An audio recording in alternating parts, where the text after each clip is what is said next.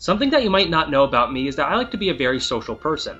Now, when talking to new people, I'm often asked, what kind of music do you like? They often expect me to say something like indie, rap, pop, and other things of that variety. The truth is, I don't really like that sort of thing. I like video game soundtracks and Pro Tracker modules. Why? The short answer is that I'm weird.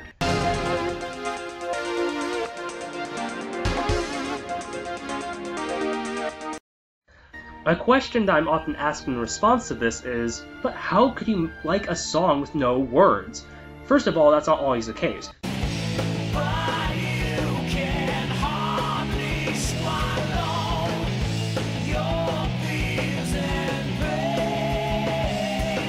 However, yes, I largely prefer songs that can express emotion solely through the song's composition and orchestration, seeing how I feel that's using the medium music to the fullest. I think it kind of goes back to show, don't tell, and I find it to be similar to preferring a film that conveys everything through the visuals. Speaking of film, soundtracks for movies tend to be respected far more often than their gaming counterparts, so why on earth do I prefer the latter? Well, in games you generally have more freedom. When composing the soundtrack for a movie, you often have to sync up everything directly to what's happening on screen. This works for the film, of course, however this can make the song a little strange when listened to just on its own. With games, composers can get away with just conveying the general emotions and put more emphasis on the song's form. In other words, I feel that the best video game songs hold up better out of context than most film music. That, and going back to what I said earlier, most video game songs rely on conveying everything non-verbally, which gains much more of my respect than a guy strumming away at a guitar, singing about how we should feel sad for him because he lost his 407th consecutive girlfriend. See what I'm getting at here? So, with that said, people who like video game soundtracks often talk about their favorite video game themes, and I'm about to do the same.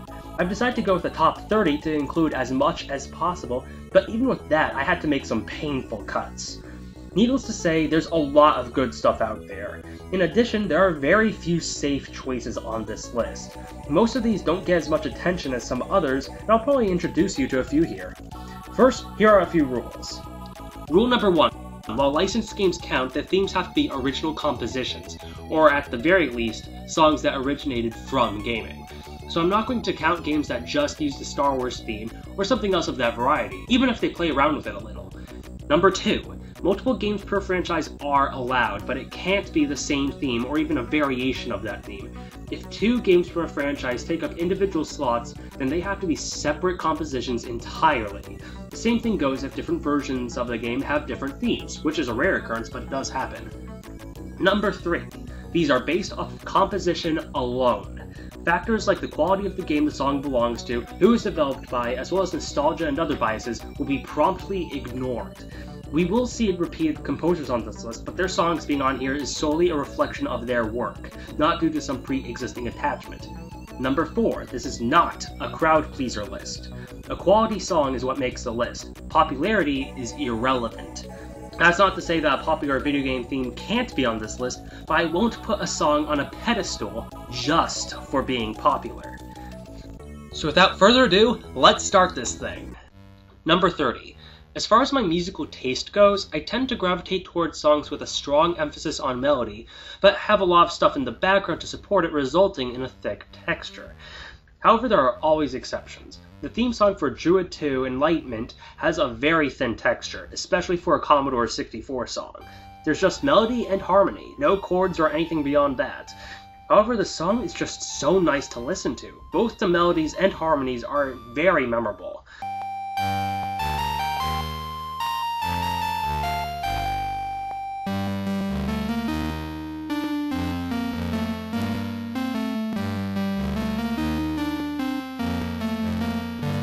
I actually haven't played the game itself, but I find myself listening to the song a lot, largely due to the mood the song conveys, just using what I described earlier. It's simple, but it's passionate and simply wonderful.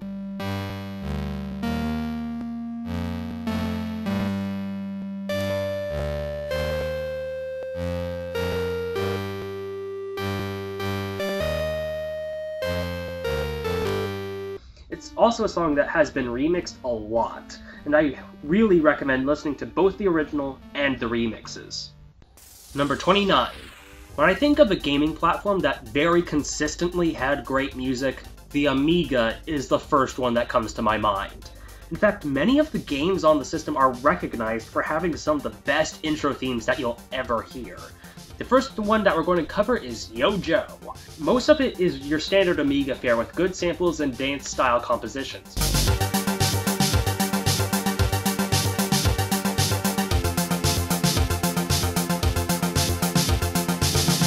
However, what sets this song apart is the chorus section.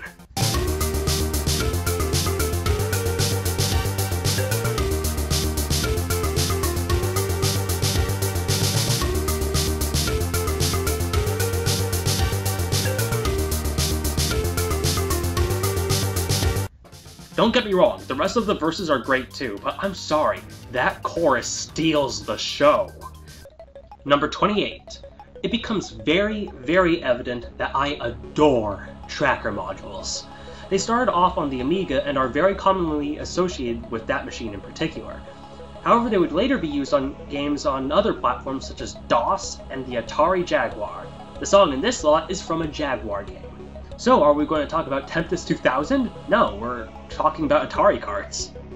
Man, good video game music comes up in the weirdest places.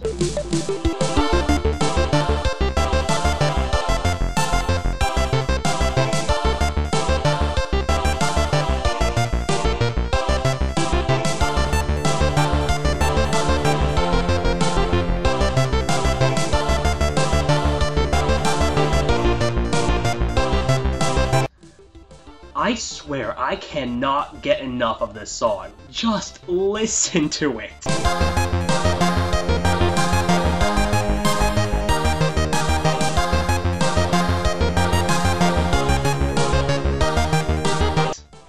The melody is incredibly complex. It's to the point where I would love to learn how to play or arrange this song, but I have no idea how to even try.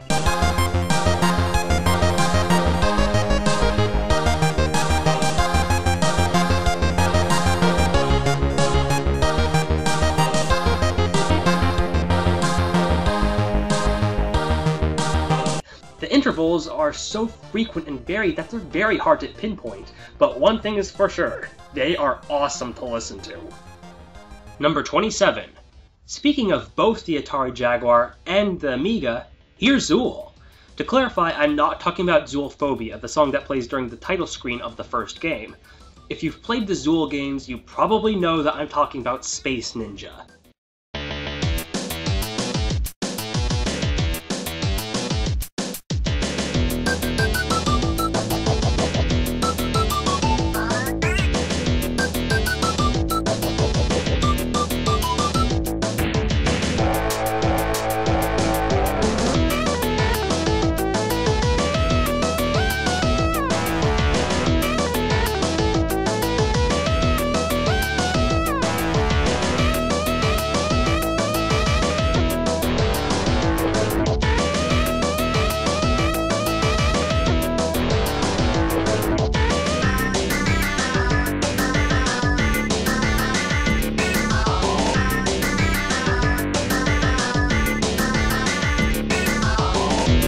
It's often noted as one of the most memorable songs on the Amiga, which is a very bold claim given the system's track record, but I actually think it's quite deserved. The song is very over the top and cartoony, which does set it apart from many other Amiga songs. I'm also left under the impression that Zool himself is singing some of the verses, however, that could just be me.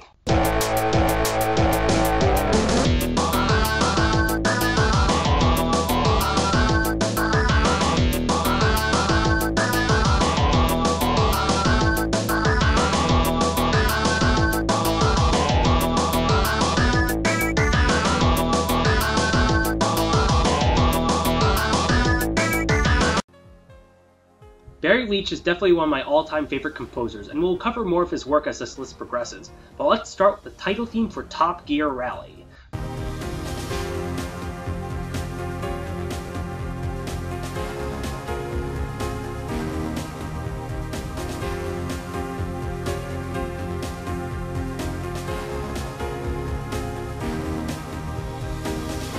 This is definitely one of the slower songs on this list, at least if you live in the US. I should also mention that this is the point where we're covering games where I find myself starting the game just to listen to the opening theme all the way through. Whether or not I continue to play the game itself after that point is largely variable. I especially like the instrumentation of this song, with the piano for the lead along with strings, a choir, and even an electric guitar for support, or at least samples of those instruments.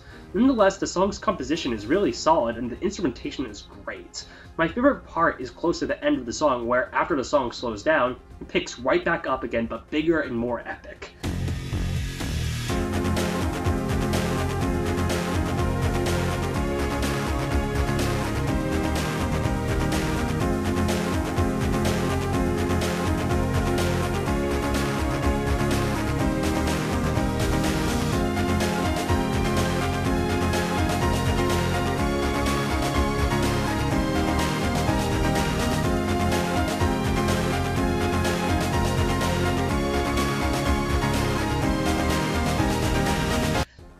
It's funny because there aren't too many N64 games I've played where I found myself really getting into the music.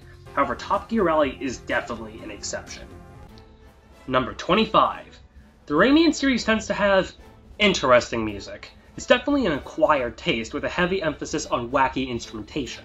While I definitely really like the games, the music isn't often the reason I play them. However, in this regard, when they get it right, they really get it right. Rayman Legends in particular has some of the best integration of music that I've ever seen in a game. It's clear that the music was composed with the levels in mind, and the levels themselves were designed with the music in mind. I'd highly recommend playing it if this sounds awesome to you. The music itself is still distinctly Rayman, but epic. Really epic. The main theme is a great example of this. You get a little taste of it on the main menu, but you hear it in all of its glory in the Sandpit level, which happens to be my favorite stage in the game. Why? Just listen to this.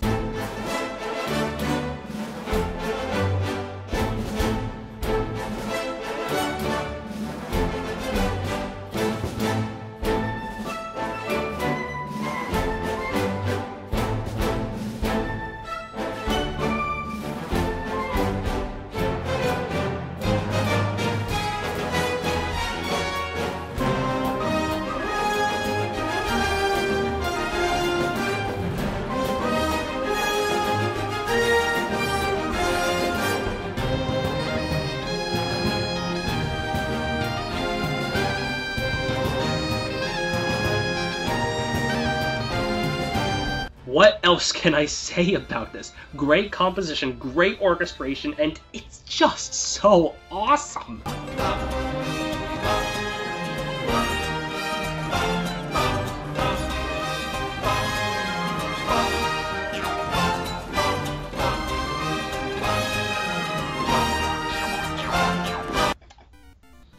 Number 24. Let's talk about Super Mario Bros. It may not have created the side-scrolling platformer genre like some people claim, however it stands as a very well done game and a fun one to revisit. The theme song is definitely good, but it's not on this list. Instead, we get a theme from a direct ripoff of Super Mario Bros. Enter the Great Gianna Sisters.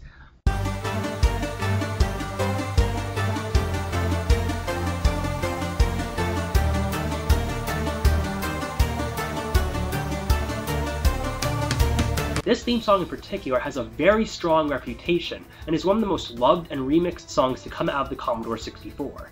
In fact, Sid metal band Machine Supremacy made a remix of the song that was so good that Black Forest Games brought them on board to work on the music for the recent Gianna Sisters Twisted Dreams, alongside Fabian Del Prior, who worked on Gianna Sisters DS, and the composer who worked on the original game, Chris Hulsbeck. Fabian and Chris would compose new songs along with a new rendition of the original theme, while Machine Supremacy would make Sid Metal remixes of those songs. However, my favorite version is still the Twisted Dreams Cute remix by Chris Hulsbeck and Fabian Del Prior. It takes the original song and improves it significantly, which is saying something, seeing how it was awesome to begin with.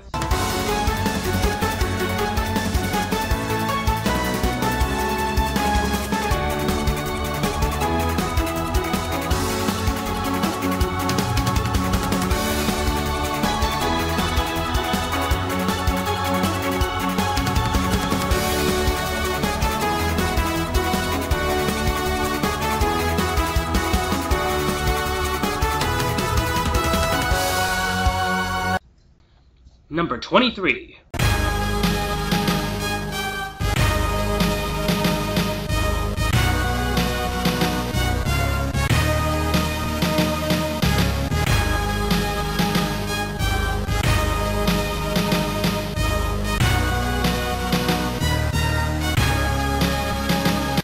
This song sets the mood of the game perfectly. The game itself is a submarine shooter with customizable submarines, weapons, among other things. You would purchase these things using the points that you collect in each stage. It's a very good game, but it's really difficult. More often than not, you're going to be hearing that ungodly catchy game over theme, which I may talk about another time. The theme song, on the other hand, is big, bold, atmospheric, and dramatic, shifting through several different moods while still maintaining a strong sense of unity.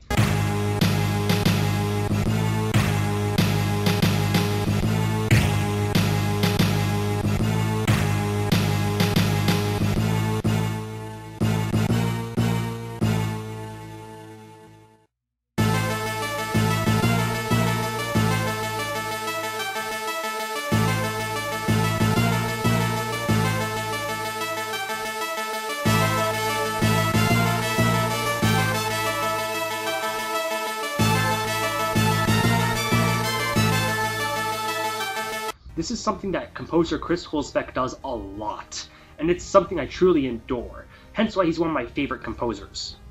Number 22. By this point, you could pretty much come to the conclusion that every game on the Amiga was required by law to have an awesome theme song, and it's shocking as to how much ground that conclusion has. Just when you think you've listened to all the good ones, you find one like Battle Squadron.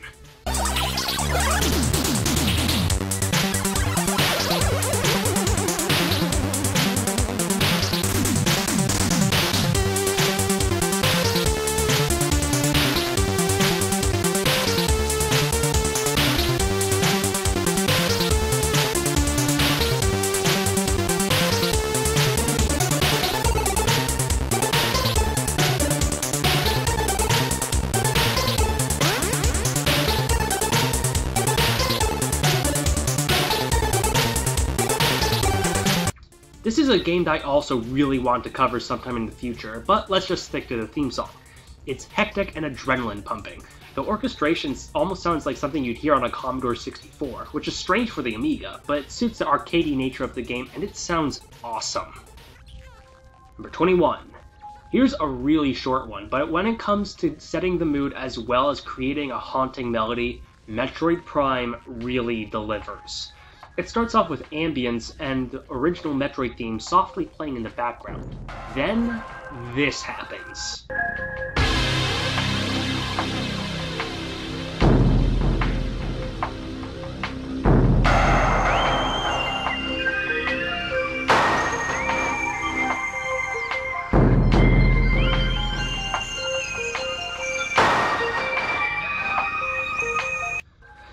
Needless to say, right from that point, I was hooked. And let's face it, that's something that video game songs need to do. Grab the player.